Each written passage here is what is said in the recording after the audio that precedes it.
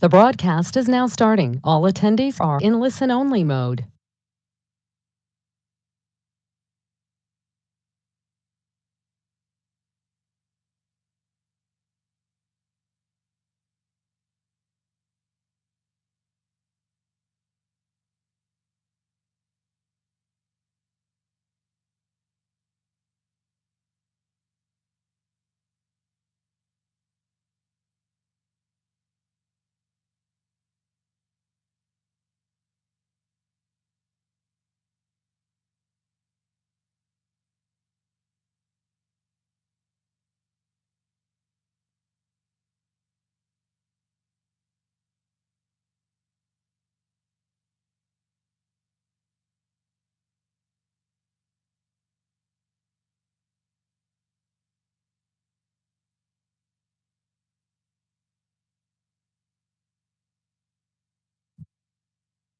Good evening and welcome to the City of Westminster study session for Monday, August 2nd, 2021.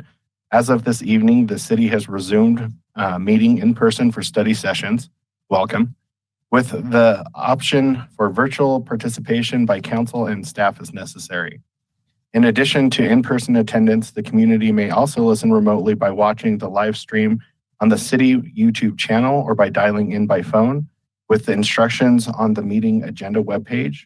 These study sessions are not intended to be interactive with the audience, and at this time is set aside for the City Council to receive information, make inquiries, and provide staff with policy direction. The agenda section of the city website is the best place to check for details on participating in council meetings.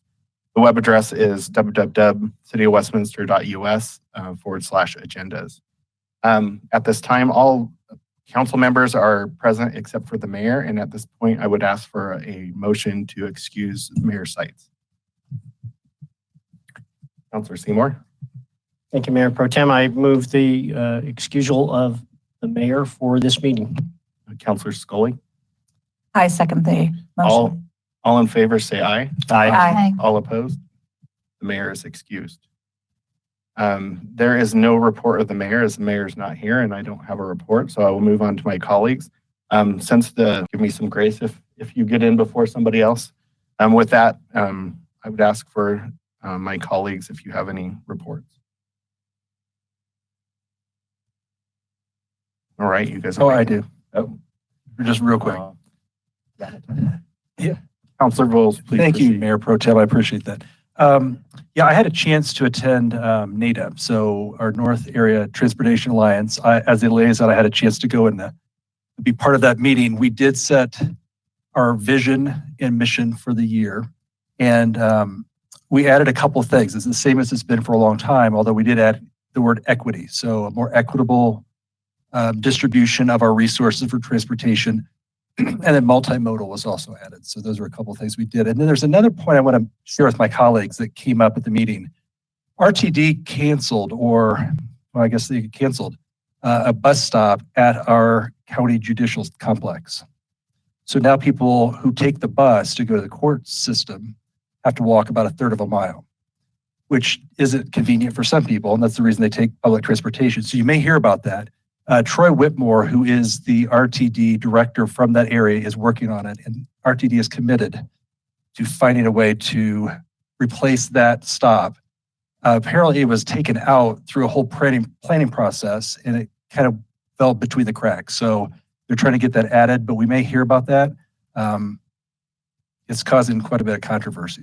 But they are working right now to replace that bus stop. So that's my report. Thank you. Thank you, Councilor Bowles. Does any other member of council have a report? Councilor Smith. Thank you, Mayor Pro Tem. Councilor Bowles, I'll just get with you offline. I'd like to understand a little bit more about that stop and what was removed. Okay. Yep, yeah. Sure. Awesome. Thank you. Seeing nobody else in the queue. Our next agenda item is the city manager's report. Mr. Tripp, do you have anything to report this evening? Mayor Pro Tem DeMott, thank you. I do, as a matter of fact, just a couple of items. The first one, you may all be aware of as council members, and if not, I'll fill you in. George Avorka was the mayor here in our city previously from 1973 to 1993. And George turns 90 on August 5th. I just thought you weren't aware of that, I'd let you know. I think we've all had an opportunity to sit and talk about the old times when Mayor Havorka was the mayor of our city, and he's a really interesting individual, and there's a lot of deep history there. And so I just thought I'd mention that. And for those who maybe listen to the meeting, remind them, George would probably appreciate hearing from folks. And just want to say, Mayor Havorka, if you happen to be listening or anybody from your family, happy birthday on behalf of the city of Westminster, and thank you for all your great service. Second item is earlier today, Councilmember Scully contacted me, and I think she copied all of you about the eviction moratorium ending. And it just so happened that I've been receiving quite a bit of contact about that. So I thought what I would do this evening is provide a little public information about that, because it is an issue that's of great concern for folks. The emergency rental assistance programs are administered by the at a county level in both Jefferson and Adams County, and they can provide financial assistance to households for rental payments as a result of financial hardship. So I want people to be aware that there are programs out there. Both Adams County and Jefferson County have funds that are available for these programs. Applications are reviewed on a first come, first served basis. So if anybody finds himself in this situation, I recommend that they make contact in those two counties. I'm going to provide a little information about how to do that before I conclude. City of Westminster staff has been in the process of updating various city websites to drive Westminster residents to the applicable county website.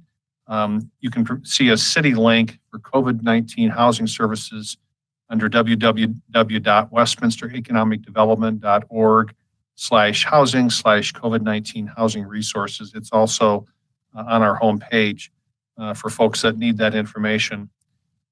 This is as consequence of a July 30, 2021 action by Governor Polis, which extended an executive order 124, amending a previous executive order that provided for eligible individuals 30 days of cure for any default on non-payment of rent before they are served with an eviction notice. Now that executive order expires this month, and so we're going to have some folks who are going to be in a position of needing this rent assistance program, and I'd suggest they call either Adams or Jefferson County to do that. If all else fails and folks are having a hard time finding that information, they can certainly call my office at the City of Westminster, 303-658-2001, and we'll get them the information they need. Thank you, Mayor Pro Tem DeMott, for stepping in tonight and handling our meeting, and thank you, members of council, for the time to make these comments. Thank you, Mr. Tripp. We'll move on to our presentations. There were two items on the agenda. One was a presentation for 2040 comprehensive plan, and then there was a follow-up with the city council regarding questions about 2022 water rates and water 2025. That second item was pulled from the agenda, and City Manager Tripp shared that they're going to target next week's meeting to put that item back on. So with that, Mr. Tripp, who's up?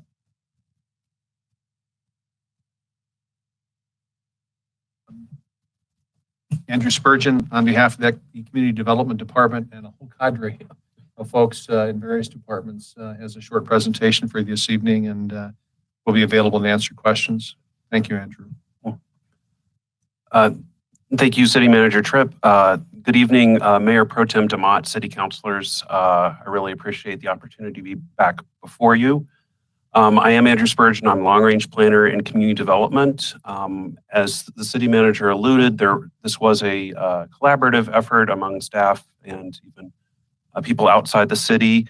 I do want to acknowledge on the virtual participation, we do have our consultants should any of the potential questions require their participation. We have Miriam McGivelray and Megan Moore from the Logan Simpson team on the call. I believe Stephanie Trawler from our Economic Development is also on the call should there be any questions in that arena. And here in the chambers, we have Sarah Borgers, who can hopefully help discuss if there's any questions regarding water supply. We did present the draft plan on April 5th in the study session. We anticipated that City Council would want to spend some time with that draft, getting a little more comfortable with it, seeing how it's organized.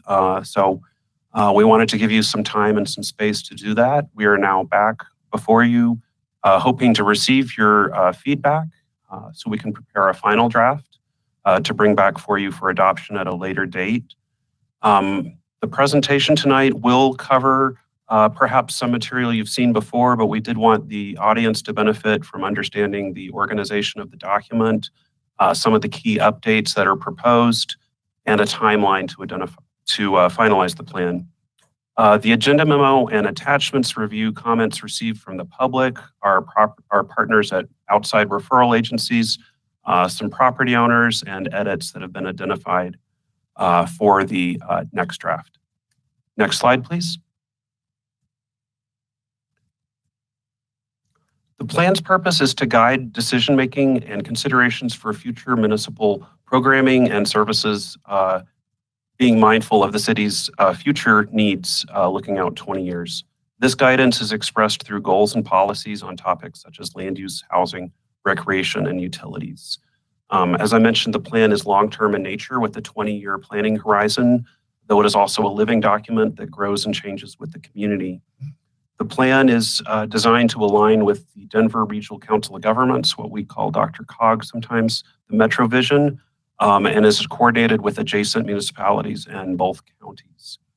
The previous 2013 comprehensive plan that we currently use departed from the more singular focus of land use of the 1997 and 2004 comprehensive plans to consider related topics such as transportation, economic vitality, urban design, parks and recreation, safety, to create a truly interdisciplinary, or you might say comprehensive plan. The proposed new plan will continue that interdisciplinary approach to consider how land use relates to other topics such as health, wellness, economic resilience, sustainability, and conservation. As a forward-looking document, the plan anticipates development of vacant lands, potential future annexations, and is coordinated with other municipal planning efforts. Next slide, please. Understanding the comprehensive plan's place within the Westminster Forward group of plans is crucial to understanding how different topics are addressed. The Westminster Forward plans address as go back, please.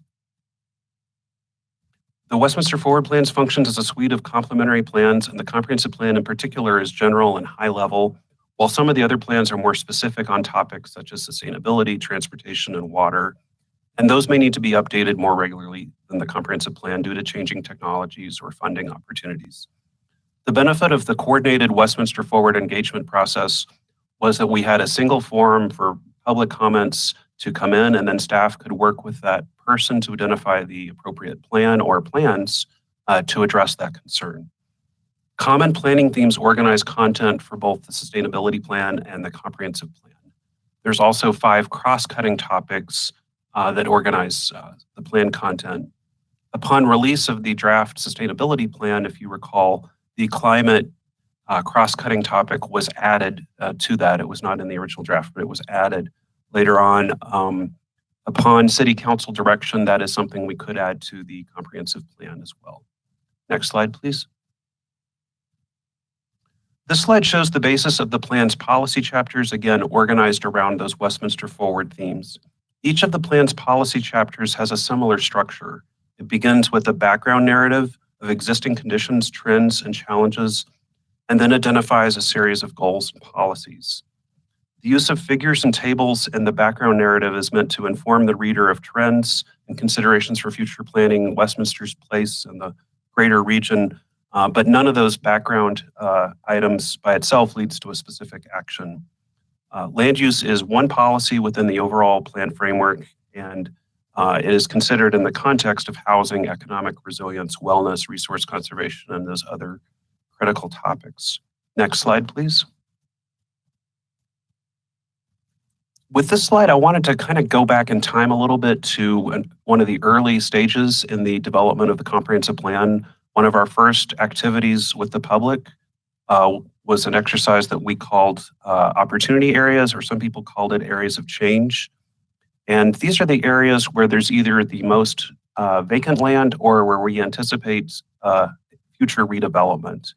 And the purpose of this is really to recognize that the majority of the city is expected to remain stable and suburban well into the future, and to really focus the interest on these key locations. The public engagement featured a visual preference survey to identify preferred land uses, building types, and amenities. And the images on the screen are those images that were the top selected by each of those locations.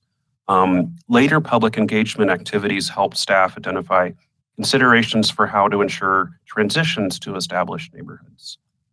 The plan in its draft form presented to you calls these focus and transition areas. The profiles of these areas in Chapter 2 of the document will augment the more general direction of the land use map with unique considerations such as views, trail connections, parks, those unique factors specific to a site. The focus area concept from the previous comprehensive plan will continue. However, we are proposing to scale back the Church Ranch and North I-25 focus areas, scale back their size a little bit. Then there's also what we call transition areas. These are not meant to be equated with focus areas. These are not intended to develop nearly at the degree of intensity as focus areas, but really these, again, those unique places in the city, either with a lot of vacant land or redevelopment. And we want to ensure that these are special places. So we'd like more guidance to work from than just the land use map. We want to think about those specific items, again, such as the views, the trails, the parks, the access points that make those unique in support of other plan principles. Next slide, please. Starting with this slide, I am going to focus on land use for a little bit. Land use and development is just one of the chapters in the plan, but we certainly recognize it's something of great concern both for residents, property owners, as well as Planning Commission and City Council. So we will spend a little time on this one policy area. This slide shows the distribution of land use types across the city. The predominant use of land will continue to be parks and public open space, with 37% of the city's land area. Low-density residential and residential estate represent 30% of the city's land area. The highest densities, mixed-use activity center and specific plan combined, are about 2% of the city's land area. The two multifamily types constitute 4% of the city's land area. Nearly all of that is what we're calling suburban multifamily, which is formerly called R18. And less than 1% of that is the urban multifamily, formerly known as R36. Future land use was closely correlated with the water supply plan, the findings of which were presented to City Council at the March 15th study session. The water supply plan identifies the effects of weather and conservation as more significant drivers than land use in terms of future water supply. Financial resiliency was also identified as an objective of the plan. Therefore, a fiscal impact analysis was conducted to determine net revenues or deficits resulting from build-out. This analysis did identify a positive revenue position for the city. Next slide, please. Strategic and limited land use changes are proposed that support the plan's goals and policies. Considerations include the city's financial resiliency, the ability to attract employment-generating land uses while also providing for housing opportunities near employment centers and options for people to age in place, and recognizing the challenging environment for retail land uses. The plan respects public and quasi-public institutions in the community that contribute to our quality of life, provide public services, and support community health. The plan aligns with sub-area plans for downtown Westminster, Westminster Station, and Harris Park. And finally, the plan ensures the distribution of land uses is sensitive to resources and infrastructure limitations. Working with the opportunity areas or areas of change exercise that I showed you a few moments ago, land use changes are proposed in and around those areas as shown in attachment 4. The proposed land use map maintains over 98.6% of the city's land area with existing or equivalent land use types. That remaining 1.3% balance is split with roughly 170 acres for lesser residential density or reduced commercial intensity and 120 acres for an increase in residential density or greater commercial intensity. The locations with the largest parcels subject to proposed changes include the 88-acre Foster Farm property and 33-acre St. Anthony property in the North I-25 area, 41 acres in the Church Ranch area, that is the Water 2025 site, and 21 acres in the West 120th Avenue area, the properties we call the Tri-State and Fog properties. Next slide, please. We introduced this slide to City Council at the April 5th study session, but it is worthwhile for our audience to understand differences with this plan as compared to the previous comprehensive plan. 95 of the 161 policies are carryovers from the previous plan, though in some cases these have been revised slightly. The plan introduces a neighborhood planning lens for consideration of new development. In the past, there have been instances where development proposals may have been viewed in a kind of by themselves without thinking about that surrounding context. And so the intent here is to provide more of a guiding framework to consider how a proposal fits within a larger neighborhood context in terms of access to services, transportation, and compatibility with neighborhood character. Sustainable design was actually something identified in the previous comprehensive plan, but we've really built upon that and updated it to align with the sustainability plan and also the transportation and mobility plan, thinking about walkable neighborhoods, renewable energy, preservation of natural ecosystems, energy efficiency, and green infrastructure. The economic resilience chapter has some of the most differences as compared to the existing comprehensive plan. The Economic Development Department did actually contract out with the CU Lead School of Business to understand the economic profile of the city as it looks to a post-COVID future and considerations for financial sustainability. The information from the analysis is rolled into Chapter 6, Economic Resilience, and it really shows how we're departing from traditional recruitment and retention strategies to think holistically about workforce development, creation of amenity-laden environments that big employers seek, and support for small and local businesses. Similar to strategies in the sustainability plan and the water supply plan findings, the comprehensive plan recognizes the built-out nature of the city and aging neighborhoods. Reinvestment in existing neighborhoods and housing stock is identified in the plan to shift away from the heavy focus on new development and better support our residents and provide safe housing for all segments of the community. This includes thinking about future housing needs in aging neighborhoods, the need to have access to supportive amenities and services, support for HOAs, and discussion in the implementation plan about coordination of neighborhood services, echoing similar content in the sustainability plan. The plan identifies policies for senior housing and special needs housing that is in great demand, but for which there's not much current policy guidance. The plan articulates policies to support a spectrum of housing options, such as intergenerational housing, downsizing households, and continuum of care facilities. The plan introduces concepts for wellness and healthy living. Similar to sustainability plan content, the comprehensive plan proposes policies to support local food and access to healthy foods. Next slide, please. Pertinent referral agencies were notified as required by Westminster Municipal Code and as described in the agenda memo. Individual referral agency responses are included in attachment 5. Staff also held presentations to the Westminster Planning Commission on April 27th and July 13th. The Westminster Chamber of Commerce, first at their Government Affairs Committee. Juliet gave me feedback that my presentation was super dry and boring. So we came back with a revamped presentation to the Chamber's board later in May that did seem to elicit a little bit more response. And then we also presented to the Home Builders Association of Metro Denver. Availability of the plan was first publicized on April 1st, at which time we asked for comments by May 31st. This was later extended to June 13th, which was helpful because it did provide for some more comments to come in. In addition to the online interface, we did provide hard copies to the Irving Street and College Hill libraries, so people could pick up a copy there if they wish to. And anyone that contacted staff for a hard copy was also able to get one that way. The online interface generated a total of 163 comments, as well as 20 from 27 different people. That doesn't include, we also had 10 additional comments from our referral agency partners. The summary of comments received is included in attachment 6. The Transportation, Mobility, and Connections chapter received the most input with 25% of the comments.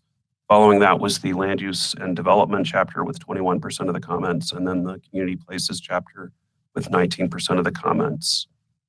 Since the proposed plan content related to transportation mobility is general, we really thought it was more appropriate to work with our partner in the Westminster Forward process, developing the transportation mobility plan. Recommendations on things like number of lanes and right-of-way profiles are really more appropriate for that plan, which I understand will be docketed for City Council in an upcoming meeting. Most of the comments received that were not tied to a specific chapter were relative to the city's public land dedication requirements, what you sometimes hear as PLD, and pending development applications that will be scheduled before City Council in a future quasi-judicial hearing. This will allow separate consideration of those matters in the quasi-judicial hearing setting with the opportunity to elaborate on site-specific consideration. The owners or potential buyers of several properties also provided feedback on the plan. That's included in attachment 7. Staff is sensitive to the issues identified by these owners. However, we do not recommend any additional changes to the land use diagram beyond those limited changes included in attachment 4. Next slide, please. This slide outlines the more noteworthy updates that are proposed to help us prepare the final document. And this is where we are hoping to receive some additional discussion from City Council tonight to make sure we get it right when we bring back a final draft for you. The first group of items are those that we heard during prior discussions with City Council, either at the March 15th water supply plan presentation or the April 5th presentation where I introduced the comprehensive plan. In those forums, Mayor Seitz suggested adding the climate cross-cutting icon to the plan and expansion of the healthy places guiding principles discussion relative to design considerations that support environmental quality. And third, enacting a limitation on comprehensive plan amendments to just once a year. Staff can include these with the final draft if that's something that the majority of council would support. A second group of items are changes identified by staff as a result of public comments and referral agency comments. These include refining the land use diagram to be consistent with only those properties shown in attachment 4. Other land use changes proposed in the earlier draft would not be included. Additional changes to the land use diagram are verifying the status of the parks and open space designations to make sure those are correct. We have a good relationship with our GIS staff in the PRL department doing that. Updates to the transportation mobility chapter to align with some of the latest information coming out of the transportation mobility plan process and to be responsive to the Colorado Department of Transportation. Some enhancement to the health, wellness, and community services goals, chapter 5, relative to urban and suburban agriculture. That's something requested by Tri-County Health. And partnerships between the city and school districts. That was something requested by Westminster Public Schools. Other minor changes are those identified in attachment 8 to help improve reader understanding, technical edits, graphics, those sort of things. Next slide, please. This slide shows the proposed timeline for completing the plan. Again, tonight we want to receive your feedback to help us form a final draft so we can ensure that we're responsive to council concerns. The precise timing of the final draft will be somewhat dependent on the number of and extent of those proposed updates. The plan will then be presented to the Planning Commission to make a recommendation, and then ultimately back to City Council for formal plan adoption in a public hearing setting, and then first and second reading of the ordinance. Next slide, please. This is the final slide, and this is just meant to recap some of the key points that I've mentioned before and in the agenda memo. Similar to the sustainability plan, the 2040 Comprehensive Plan is a high-level citywide policy document organized around Westminster Forward themes. The Westminster Forward plans work as a coordinated suite of plans. Therefore, the Comprehensive Plan is not in isolation from the Sustainability Plan, Transportation Plan, Water Supply Plan, or the other Westminster Forward efforts. The plan is long-range in nature with goals and policies to support the needs of the community and its changing demographics in year 2040. The plan results from priorities identified in stakeholder interviews, community engagement, and has been refined by those who submitted comments on the draft plan. The plan increases the focus on neighborhood planning and the character of development beyond a parcel by parcel view of land use, and introduces more relatable naming conventions for the land use types. Land use is one policy within the overall plan framework, and it has been tested with the water supply plan and evaluated for fiscal impacts at a citywide scale. In consideration of the sustainability plan strategies and water supply plan findings, the comprehensive plan recognizes the importance of the resiliency of existing neighborhoods and how that will become a more central focus as the city nears build out. This concludes my presentation, but we do look forward to receiving feedback, input from City Council to ensure a well thought out document to guide us over the next 20 years. Thank you, Mr. Spurgeon. Does any of the council have questions? Councilor Seymour. Thank you. If I could hit the right button, I'd be all right. Thank you, Mr. Spurgeon, and to everyone who participated in it. This is quite the document. It actually reads quite well for something this size, so I appreciate that. And the way it's laid out is easy to find the information. But having not read the entire thing word for word, I apologize if you've already gone over some of the questions, but you brought up in the last part of your presentation as far as the changes on document number 4 that's in, and as far as having a separate map that outlines those, will that be added to the packet then so we can readily identify that? Absolutely, yeah. The intent is that it's really a scaled back proposal with the land use map that would be rolled into the final document. Absolutely. Very good. And will it also identify those areas that we've updated instead of using the R8 or R36? Will that then be identified separately also? Right, yeah. Everything would be rolled over to the new naming conventions. Okay, thank you. Oops, see, it's such a big document, I lost my notes. 316 pages, I think. That's right. Yeah. Take the appendix off the back, it's easier to carry too. I'm not going to waste any more time until I find my question, so thank you, Mayor Pro Tem. Councilor Scully.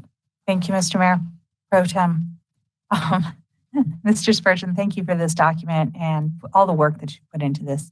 I really appreciated how carefully you listened to council and implemented what we had asked you to implement, especially the cross-cutting topics. Those made all the difference for me. So I thank Mayor Seitz for making those recommendations, because it definitely really showed the intersection of how things play together. And I think often we forget how impacted different things are by actions we make. So I really appreciated that. I really appreciated the renaming from neighborhood, from parcel to neighborhood. It made it feel like a community and like we were talking about our city and not about a object. So I really appreciated that too. And I really appreciate the long range thinking, and especially the parts that talked about sustainability and resiliency of our neighborhoods. I think those are just incredibly important. I was taken aback. I guess I had missed it somewhere in all my time on the council, how big our parks, open space, what a big chunk of our city that is. So I really appreciated that. It's going to help me a great deal in coming months. So this was a great document. I really appreciated it. I have no further questions. Thank you. Thank you, Councilor Scully. Councilor Smith. Thank you, Mayor Pro Tem. Couple quick questions here is, with such little response to the overall plan, do we have any indications that we should go back out to the public in a less COVID restricted world?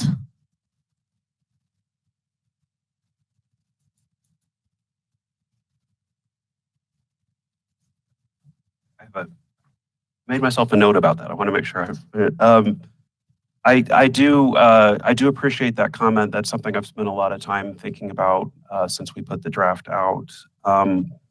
We did provide to City Council back on February 1st an info only that described the larger engagement over the last 3 years, the bulk of which was in 2019.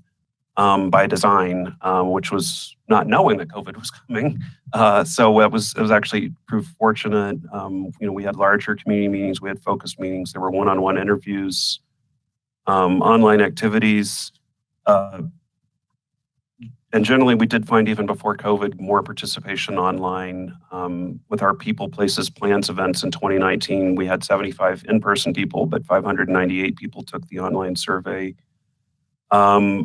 The math that I did with the comprehensive plan, we directly interacted with 2,085 people. If you count the presence at the larger community events like Movies in the Park and Harvest Fest, 75,000 people had the opportunity to participate. We do have about 1,100 names on our email list that we've still been using. And we did provide the paper copies, but I do share your concern that we didn't hear with this draft perhaps from as many people as we would have liked. I'm not sure if that's lack of interest from the community or people, I hate to think, but I think it may be true that people don't experience the comprehensive plan until there's something happening near their home and they hear about a case. So it's hard to get, I think it's hard to get people engaged until it really hits their neighborhood. And I don't know the best solution to that. If going back out to the public is something council wants, that's something we will do. Thank you for your answer. I'm all about community and neighborhood participation in this, and I would be remiss if I didn't say that we should maybe go out to the public again. I understand and can appreciate that unless it's impacting their backyard or impacting them at the time, they're less likely to maybe have it flagged as something to bring forward to council as a comment. However, I think with some of the avenues that we have communicating with our public have either reduced or we're not doing. My understanding is that, and what I sent to the city manager's office is Channel 8. I know that there's a lot of our senior citizens that use that and use it as a tool for information. So I think that using all of our modes of communication, our weekly newsletters, I don't know if I've seen one in a while, but that's something that I think that we need to make sure that we're hitting all the marks when it comes to a plan that is binding, that is long-term, and that can potentially affect people. I think that it's fortuitous of us to make sure that we're making all realms of that communication. So I personally would like to see that. So something else that I've seen in other communities that I think we could also do is an FAQ. What is the comprehensive plan? Why does it matter? We can brainstorm a list of questions and make that available. Perfect. I would appreciate that. And I think that also lends to the comprehensiveness of this document and understanding what it truly is. If you don't understand it, how can you participate in what you just mentioned? So I appreciate that comment. But and then my final question is for the health and wellness and community services. I just want to gauge your thought process as far as since there was no comments on this section in particular, do we feel confident that that is the right cross-cutting agenda item that we should have? Yeah, that's a good question. That chapter is it's different than the current comprehensive plan. We don't have something quite like that, and we were trying to roll in. We were trying to find a way to organize the goals and policies related to, as the name implies, health and wellness. Originally, it was called outdoors and wellness because it was about the parks, but it really grew to this other way of looking at community services and things that matter to our community. And we, as you noted, we did not get public comments on that chapter from the general public. We did get good feedback from our referral agency partners, the school districts, Tri-County Health, our own internal reviewers with fire and police, PRL. Kate Scarbeck from PRL in particular was really helpful on the human services content. So I feel like the material has been vetted a lot, but you're correct in your observation that we didn't hear from the public on that that chapter. And I have to wonder if that's another chapter because it doesn't directly impact people. Maybe they're not experiencing it at this time. Sure. Okay. Well, thank you for your thoughts. I appreciate it. Thank you, Counselor Smith. Counselor Seymour? Thank you, Mayor Pro Tem. Found one of my notes, so I ran out of sticky notes. So in chapter 3 specifically in the land use and development tab on page 57, the chapter itself talks about different areas of mixed use, residential, employment, retail, but there's one, the last paragraph under the residential, there's a discussion of Front Range neighborhood, neighboring communities have begun to allow accessory dwelling units or ADUs to provide options for intergenerational living or separate live workspaces. Is it the thought of staff to move towards changing our municipal code as far as ADUs, or was this just a general discussion of the topic? No, I'm glad you brought that up because that is an interesting topic that's kind of I'll say in vogue in planning circles right now, particularly as people are being sensitive to housing affordability issues. Accessory dwelling units, as the name implies, this is an accessory dwelling unit that's part of a residence. And typically cities have various requirements that either limit the size or they require the owner to live on site. There's different ways of doing that. And we've been evaluating what our peer communities are doing. This first came out of a recommendation from the Affordable and Workforce Housing Strategic Plan adopted by Council in 2017 that talked about ADUs. The plan is proposing it as part of the larger portfolio of options to address housing needs. However, I would anticipate its prevalence in Westminster would be limited. The municipal code would need to separately be updated to allow that. It does not allow it at this time, so that is something we're looking at with the code forward effort. The individual PUDs, planned unit developments around Westminster, which cover 65% of the land area, only one of those, Bradburn Village, has provisions for accessory dwelling units. So even if the code changed, which would be the first step, then the owners within a PUD would have to be willing to make that change to add that. So it's a little bit of a hurdle. We do have roughly 15% of the city that doesn't have the PUD zoning. I suppose if a group of neighbors in a PUD wanted to bring forward that together, that's something they could look at. Or if council so desired, then staff could look at ways to initiate those changes. I talked to one of my counterparts at City County at Denver. They legalized accessory dwelling units in 2010. Since 2010, at the time of our email exchange, they had 139 across the entire city in 10 years. So it wasn't a whole lot. But we did want to at least introduce the concept.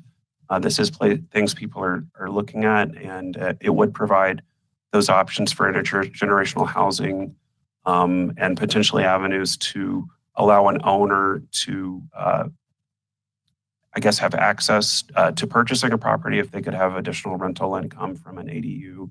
But we would bring all this forward to City Council as a future action. Thank you. I appreciate that answer. I was just concerned as far as our document becoming part of our code, but then this is a separate item. I was concerned about that.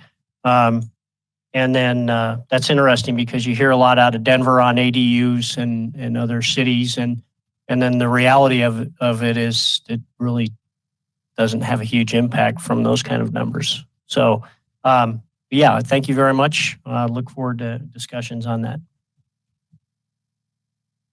Thank you, Counselor Seymour. Counselor Scully, did you have your light on? I did, but I withdraw. Counselor Vols? Thank you, Mayor Pro Tem. Mr. Spurgeon, thank you. This is an excellent document, and I can tell a lot of work went into this. So thank you for your efforts. I know I saw you at Latino Fest. I saw you at City Park. The outreach portion, you really did work hard on that prior to COVID. So I want to commend you for that. Mr. Andrews, Mr. Downey, thanks for the whole team. This is a great document. I would support having climate as a cross. You would ask, where do we stand on that? I would support that. I think the Mayor Sites made a good point on that, and I would like to see that as a cross, what do we call it, a cross, that. Cross-county topic. Yeah, so I just want to voice my support for that. I'm not sure where my colleagues are, but I would support that. I also agree with Councilor Scully. Having neighborhoods be a priority like it is in this document is important. We're a maturing city, and those existing neighborhoods are going to need those tools, and reinvesting in our existing neighborhoods is in the document. I appreciate that. I think that's an important part of it. I have had the chance since I've been on council to serve on, excuse me, I'm losing my voice today. First tier suburbs and the National League of Cities. So we're a working group within that organization. In that neighborhood section, you hit a lot of the really good points that all cities our size and our maturity are experiencing. So thank you for that. My question would be, with COVID and has it changed the way we work and where we work? Meaning we work from home more and more people do. Is that captured in the document, or do we just not know enough yet? And that's still a little bit too up in the air to make a decision, meaning more commercial space for office space. Is that needed or necessary? Did that affect kind of how this document was drafted? It did to an extent. We were well into our first draft early in 2020, and then COVID happened, and we kind of paused and we revisited some things. Actually, quite a bit in that health, wellness, community services chapter was one area. We did spend some time thinking about the changing nature of employment, and that's one of the reasons. If you looked at the draft land use types, the employment flex land use type is the more predominant of the employment land use types. And what we wanted to do was, we're anticipating, we already had lack of interest in suburban office development even before COVID. And COVID made that even more challenging, but we still want to provide opportunities for employment development in the city. So how can we be more flexible in terms of allowing some of the uses that, the real estate people we talk to like to call them flex spaces, where you could have a degree of fabrication and production type facilities on site. We've also been told this is what startups look for when they're getting started. And so they actually have been kind of looking elsewhere in the metro area because Westminster doesn't really have a lot of land area that allows those uses right now. So this is meant to be responsive to that. We also had some real good feedback from our planning commission last month on that concept. We do know also that people are getting back to work. Some of our habits have changed some, but the information coming out from Dr. Cog is that traffic levels are over 90% of what they were. So things seem to be picking back up again, and I know our recent sales tax numbers are looking more positive than they were last year. So Chapter 6 does do a little bit of that deeper dive with help from CU Lead School. I'm not entirely an expert on all of that, but we feel good about the content they helped us prepare with Economic Development Department's assistance. Good. Well, thank you for that answer. I appreciate that. And I'm still kind of digging in and going back and rereading sections. Do we still have an opportunity, maybe just send the group, including you, email kind of questions or responses to kind of little points we see within the document? And what would the deadline be on that? I don't want to go too long, but that certainly would be helpful because as we prepare a final document, we want to ensure that we're being responsive to City Council. You all are in touch with the community and the citizens, and we value that guidance. I would say I need to look at a calendar. I'm going to look in my phone calendar here. We would need to, in order, prior to coming back to City Council, we do intend to go to Planning Commission for a recommendation on this. And so just working backwards from that, if we could get that input by 2 weeks from today, is that fair? Yes. Yeah, that'd be great.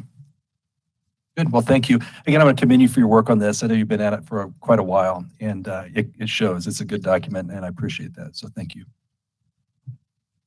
Counselor Scully. Thank you, Mayor Pro Tem. I just wanted to comment, you had commented on the health part, not having not having really anybody make comment on it, but I still think it's an important part to keep in, because I think we need to be very conscious of the health of our city and the residents. And I think maybe at this time, maybe it's hard to understand how it's related, because over time, I know that we've had city issues that people have questioned, well, how is that a city issue? For example, education. But the reality is it's heavily impacted by everything we do. So I think it's important to keep it in. Just wanted to add that. Counselor Seymour. Thank you, Mayor Pro Tem, and appreciate my colleagues' patience with my note-taking tonight. But a couple questions came up. One from a developer standpoint. We understand that most of the big parcels, there are things pending on that. But if I was a developer and I was looking at maybe redoing a parcel within the city, another infill or a change on that, would this be the document that we would hand that to that developer? Yeah, short answer is yes. Upon adoption, this would be the new comprehensive plan. Westminster is unique, frankly, that our comprehensive plan is a mandatory compliance. It has to be followed. And when someone can't or is unable to is when you see a comprehensive plan amendment. Some communities following comprehensive plan is not mandatory. It's a guide. And before working here, I worked in Mesa, Arizona, and we regularly did things very different than our general plan. So again, the answer is yes. They would follow the comprehensive plan, the land uses, densities, and so forth. Here, those become the general basis for the planned unit development. So when we bring a PDP to City Council, then you build on that land use with those additional considerations like setbacks and height and access, landscaping, all those details. And really, more of my question should have been, do they get the whole thing or do they get the executive developer version of it? Because this is quite a bit for them to, filter down to what we need. And I know they work with the planners on that through that process, but is there a developer packet that's a little bit different? At this time, that's not something we have. That's an interesting concept that I'd be interested in working on. What we do with our current comprehensive plan, and I anticipate we would do, we instead of having to thumb through the document, we create an interactive format using the city's maps. If you go into the residents tab on the city's webpage to the maps, one of them is comprehensive plan. And then when you click on a location, it tells you the land use. But if you click on the link, there's actually a PDF of an extract of our current comprehensive plan that comes up about that. So I would anticipate the future one working the same way. That definitely would narrow that down quickly then too. So I appreciate that. And then I found it interesting in here too, just from the thought process of this, the map that I almost missed because it was on the backside, possible future annexation areas. And so I found that interesting in that there's a couple of those. And I think it would be one of those things too. It's how could we annex an area that we may not get a whole lot out of because it's residential, but it would give those residents in there a voice in the city. And so I found that interesting to have that included in here. So I appreciate that. I think that's it. Thank you, Counselor Seymour. Mr. Tripp, did you have your light on? Did you? No, I think Andrew did a good job with the answer to Counselor to Seymour.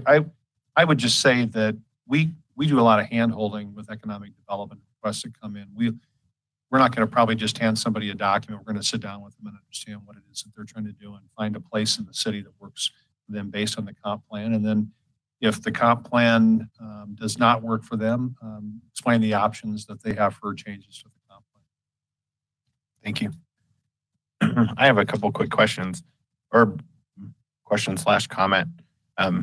First off, thank you everybody for the good discussion. You guys all have really had a great amount of questions. So in the document here, you have the total population listed as almost 112,000 people. Is that off the new census data, or is that old, I'm assuming?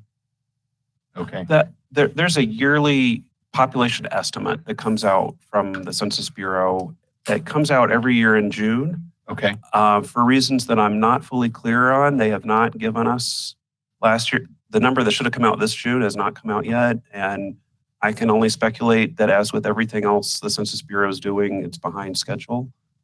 We do anticipate the newer census results in September, and that will be helpful to confirm if those estimates over the last 10 years are correct or not. okay, great. With that being said, I know there's a piece in the document that makes sense for it to be in there, but it also makes sense, I think, for us to reflect on. And so the portion where they talk about what Dr. Cog's vision is for the area, and obviously, it's good that we work regionally, but we also obviously work within the confines of our own resources. So that vision somewhat makes me uncomfortable in just not calling that out. And I don't know, I mean, I think you guys do a good job of calling all the factors out, but it just kind of struck me funny when I was reading it. And it made me reminded of something that, I like to try to understand, and really that is, how big can we be? And I don't know, and if I've missed the actual number in there, does this change how big we can be, or how big we would build for this document versus the old document, in negative or positive? And if so, what is that number? And is there a way that the council could kind of see in an executive summary kind of way, like, here's what this allows the growth to be versus the old document, so that we could just kind of understand what it does? I think I know what you're asking, Mayor Pro Tem Demott, and I believe the Dr. Cog reference that may have, for me, it was a red flag. And I don't know if it was for you or it shows us a very potentially unrealistic number. I'm on the page right now. I think it says 151,200 people by 2040. We don't agree with that number, and so that's why there is some language a little bit farther down that paragraph, understanding that Westminster is largely built out, and with site and utility constraints, recent housing trends, we find these numbers less reliable. Therefore, we would want to revisit them regularly. Having the updated census data, particularly as it pertains to household size, would greatly help us refine that number. Everything we have seen indicates that household sizes are shrinking at such a rate that it's actually outpacing population growth. But it would be nice for the actual census data to help us come up with that. In terms of building out the plan, we did the fiscal impact analysis that I mentioned. One of the components of that is our costs. They estimated that the proposed new comprehensive plan actually has about $35 million and less in capital costs in the future than our current comprehensive plan. So we like to think that we've brought to you a more financially sustainable document. That makes sense. I appreciate that answer. I guess the other part that understanding how, I like the way that you guys have done all these things in conjunction with each other, because every piece feeds into this document and has to be successful. And so one of the things that I'm always curious about is what we can actually sustain with our resources, such as water, police, fire, all the things that we do, because obviously some of those things are finite, some of those things we could ramp up or down. So trying to understand what of the finite resources we actually have in order to drive whatever growth number we think we're going to be at, I think is important to me, but also doing it in such a way that we account for the fact that technology changes and the way people live their lives change. I think the last 16 months is a good example of how we've adapted and changed the way that we do things. So I'm always interested, though, to know from today's technology what that actually looks like from the finite resources, that how big could we be, but in such a way that we're accommodating for that stuff. I think the other area where, and I think that this does a good job of doing that, is transportation, because we don't know what that's going to look like in 10 years. And I think I brought this up before. I know when Mayor Seitz and I both went to NLC a couple of years ago, they were talking about how quickly transportation technology changes, that they can't even keep up with, what the newest idea is. So I know you guys are kind of always chasing a moving target, and I appreciate that. But I wanted to make sure that that was part of the discussion, because I certainly fold that into my decision, understanding those finite resources and how big we think we're going to be. So thank you. With that, does anybody else have any other questions? Councilor Bowles? Yeah, thank you, Mayor Pro Tem. When is the Parks, Recreation, and Libraries plan anticipated? Has it started or because I know that's a key component of all of this. When is that going to start or has it started? Then when you anticipate kind of wrapping that one up? I believe what the PRL staff has done is they've done some of the background studies, including some of the walkability studies. And so this is actually, again, one of those benefits of Westminster Forward. The transportation, the consultant helping with the transportation plan, one of the things they did was a trail inventory. So that is ready to go. That can also be used by the PRL plan. Some little efficiency gains there. But I believe only those background studies have been done. I think the current thinking is that the PRL plan would go out for proposals for a master plan consultant to lead that. Okay, good. Thank you. Appreciate it. Councilor Smith? Thank you, Mayor Pro Tem. Is there a way that council could get a clearer version of attachment 4? It's the version it's the attachment that shows the increase and decrease in such areas for land development. So that's one. And then my other question is for the increase and decrease, is that the baseline for 2013? Like, what are we basing an increase and a decrease on? 2013 version? Yeah, that's a good question. I realize it's not very clear the way it was presented. Yeah, the intent was to compare it to our 2013 plan we have in place right now. Okay, perfect. Yeah, if we could get a more clear version, that would be great. Thank you.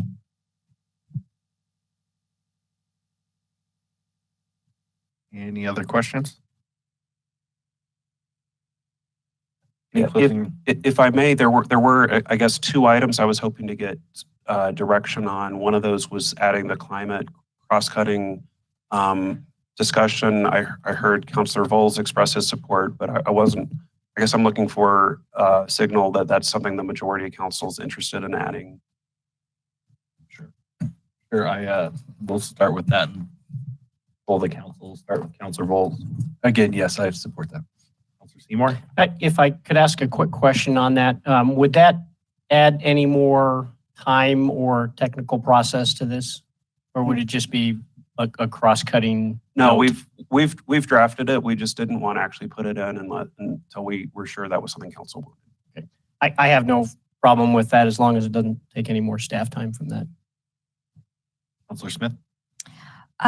If we're adding it, I'd like to go to the public. So unless we go to the public, my decision is no. Councilor Scully? I support adding it. I would support adding it as well. I think you have the majority. Okay.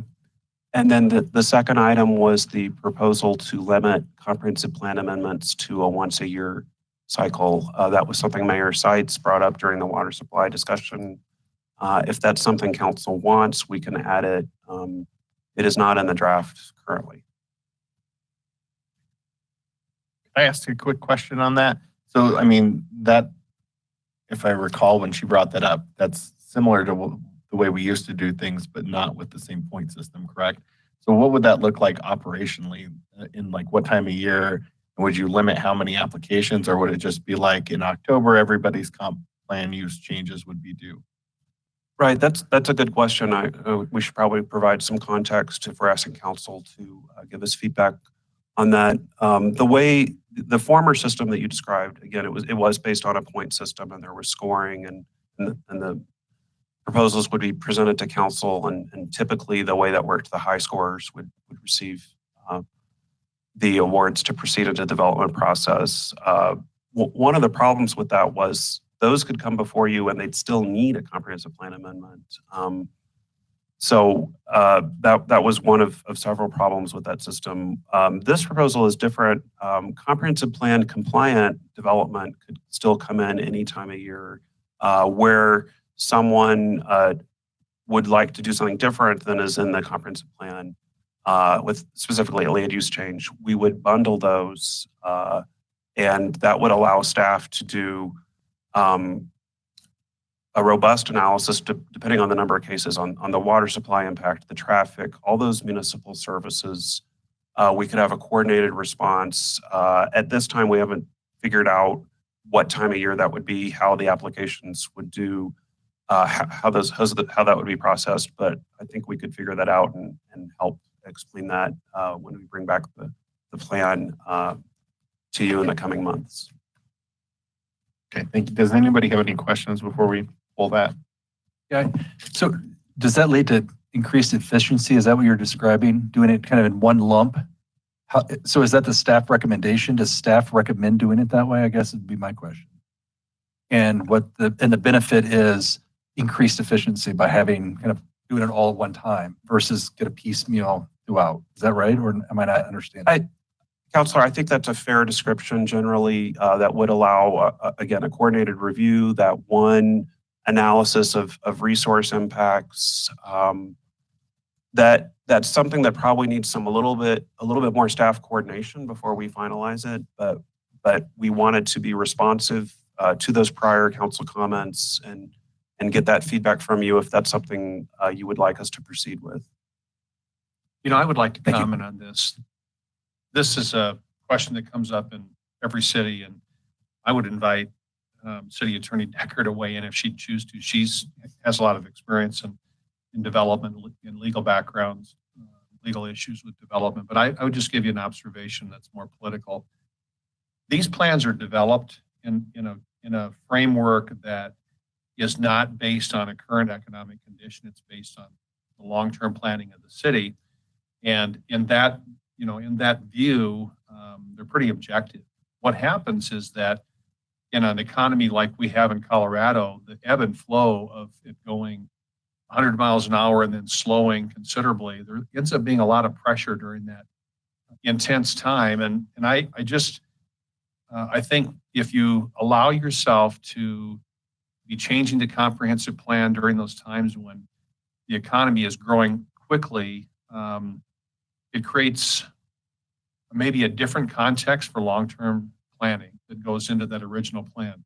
There's been a lot of time and effort put into this comp plan to get to zoning and land use regulations that are in the view of a long term.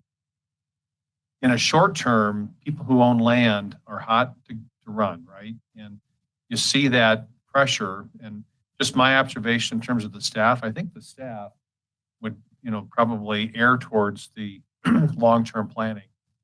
But landowners want to respond to that. And I don't want to put you on the spot, Kristen, but if you have anything to say about it, I think we'd appreciate and would value your opinion here.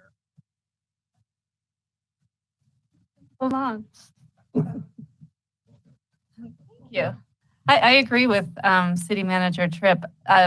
While I haven't really seen or worked with jurisdictions that have limited the amendments to one time per year, it's my sort of opinion or observation that the threshold for asking for those amendments is a little bit higher in other jurisdictions. Like I've never seen so many comp plan amendments be brought forward in a jurisdiction before. So I don't think it's unreasonable. With that said, maybe one is too small of a number. It's hard to say for sure, because there could be something that comes up, and maybe what we would do is have the goal be 1 year, but allow some sort of flexibility with regard to that limitation. We could certainly do twice a year. Just in terms of context, there have not been any comprehensive plan amendments since February 2020. So we've actually gone 15, 16, or however many months without one. So twice a year. I guess that's true. Twice a year may not be that different than what we're already doing. In 2019, we only had 2 amendments at all. 2018, we had none.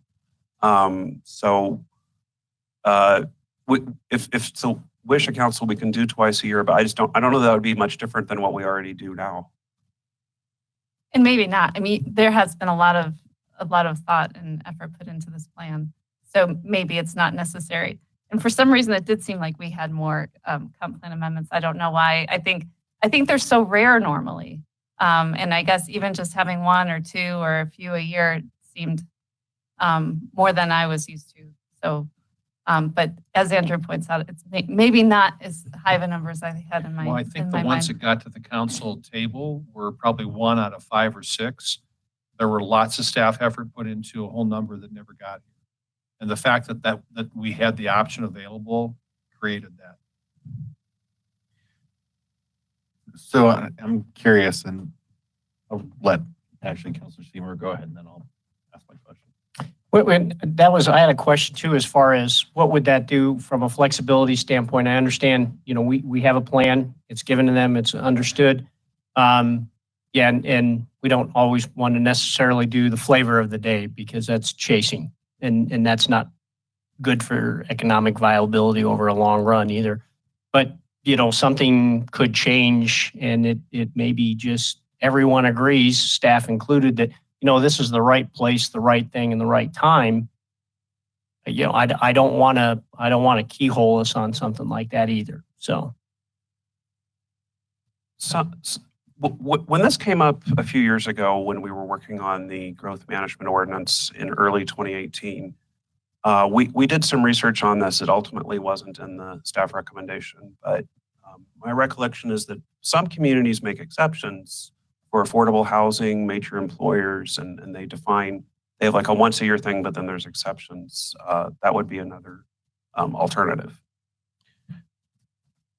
I think my personal preference is that we are even across the board if we were to time it. I guess the thing that I wonder is it doesn't really change the ability for growth, right? It just changes the time of year it could go. Whereas the prior model before the current model there was actually something that triggered how many things could go. So I'm just wondering what the real benefit of it is. Is it just a efficiency for staff? But could that go the other way? If, say you had some extraordinary year for some reason, you had a whole bunch of changes, could that kind of bite staff? Plus take away the flexibility like Councilor Seymour mentioned.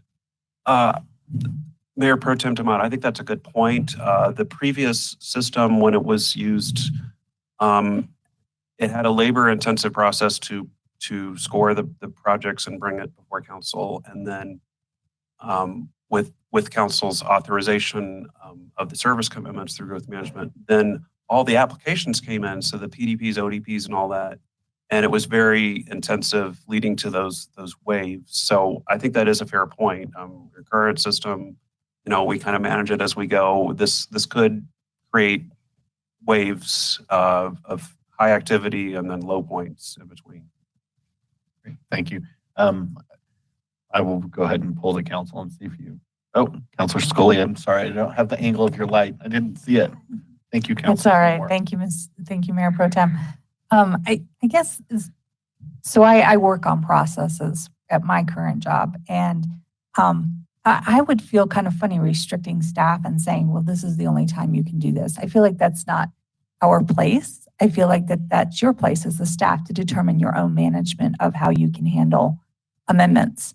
And so I guess I would not support. So I'll do the first poll for you. I would not support this particular change because I think this is a staff decision, not a council decision. Thank you, Councilor Scully. Councilor Smith, do you want to weigh in? I would agree with Councilor Scully. Councilor Seymour? I weigh in on the side of flexibility and allow staff to manage that. Councilor Bowles? I would like to hear from Mayor Seitz on this. This is her proposal, right? But my recollection was that the Mayor Seitz brought it up during the water supply plan presentation. Okay. I don't remember other councilors discussing this item. Okay. Well, I would also then veer on the side of flexibility for staff. So I will concur with my colleagues. I agree as well. Any other questions or items from staff? No, that's very helpful. We will add that climate cross-cutting discussion. We will not include a limitation of comprehensive plan minutes once a year. And then regarding Councilor Vol's earlier inquiry about those additional comments, if you could email those, I guess, through the city manager's office, and they can get it to me or the appropriate staff by August 16th. And mindful of Councilor Smith's comments, we will identify what are those avenues to improve communication and let people know this is out there and there's still opportunity to have input on it. Great. Thank you. If there are no other items and nobody has anything else for tonight, that concludes the business of the City Council for this evening. The time is now 7:44 p.m. and this study session is adjourned.